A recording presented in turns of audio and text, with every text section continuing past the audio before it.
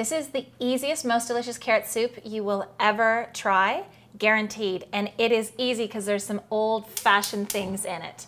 This is revealing the old-fashioned cook. There's nothing precious about this one. So starting with our chopped onion, Vidalia if you can, so nice sweet onion, a little bit of butter, call it 2 tablespoons or 3. This doesn't yield that much. This is going to yield 4 to 6 cups. So our butter warms up. This bench scraper, intended for pastry, is my favorite tool for chopped veg. Just transports most quickly. So your onions are going to cook until they've softened up, sweat a little bit, they're a bit clear. We're going to add our carrots in, cook them for about 5 minutes, and then our stock goes in. Yes, it's best to have homemade stock, the good stuff. Personally, I don't have time, so you can buy it from the butcher or even go with the low sodium broth. No one's the wiser. And let's be real, we're busy, but we can still make homemade soup. Okay, so onions are in, softening, sweating, doing their thing. Leftover carrots, chop them up and throw them in. And they don't have to be perfect. Really, when you're cooking soup, you just want to have everything approximately the same size so it cooks at the same time. I even have some cute little yellow carrots. Might change the color of the soup a little bit, but that's it. So now we add all of our carrots in.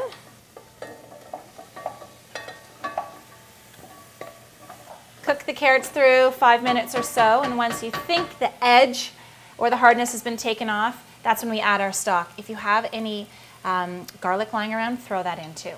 So after 5 minutes they've softened, we're putting in about 3 cups of stock, or until your veg are just covered. And that's the general rule of soup.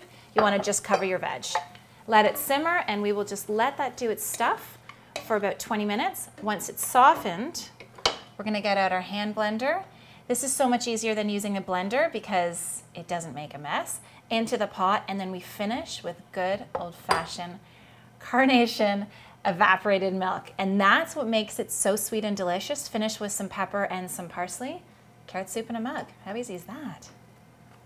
So it's been about 20 minutes. Quick check to see that the veg are tender, which they are. Yes, soft. Get out your handy dandy blender.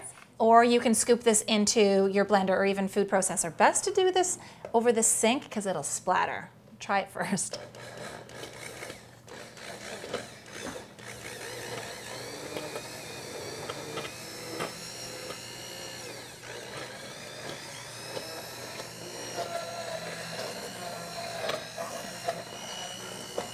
It's going to take me another minute.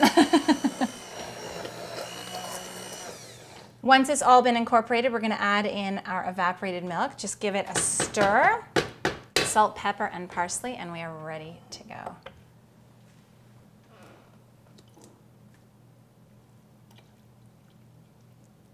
That adds the sweet factor.